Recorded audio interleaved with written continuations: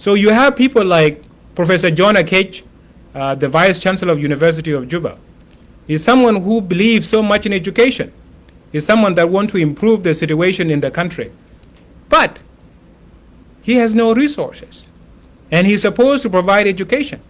He has teachers in his faculty that he's supposed to pay. And these teachers, without them, the university will not exist. So how do you pay them when the government that is supposed to fund the education sector is not providing resources? So he has to think outside the box. And this is why you see sometimes he increased the tuition. And I know by increasing the tuition, it put burden on you because you also have no resources. You have no access to resources. You have no access to money to be able to pay for that expensive tuition. But what is John Akech supposed to do? Close down the university and leave? He's put in a very difficult situation. And he has to do whatever he can to make sure that that university remain open. So you see, when I say the political situation and the poor governance by our leadership, which come from the top, from the president himself, create this situation in which you are put in unnecessary conflict between you and your teachers. And this is not the fault of your teachers.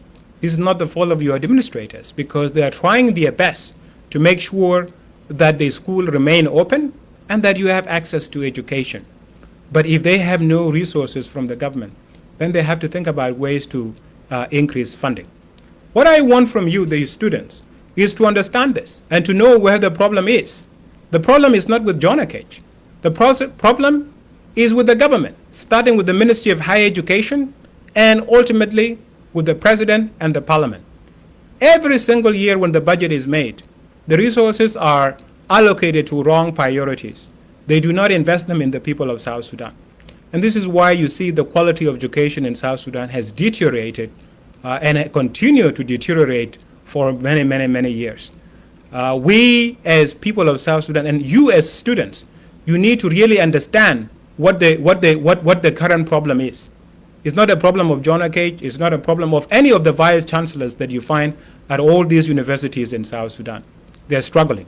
Obviously, there are areas in which they have problem. There are areas in which they're undermining you. And one of the areas where they're undermining you is preventing you to be engaged in political activities. Because this situation is political. It's not simply about the allocation of resources. It's because the president prioritizes different things.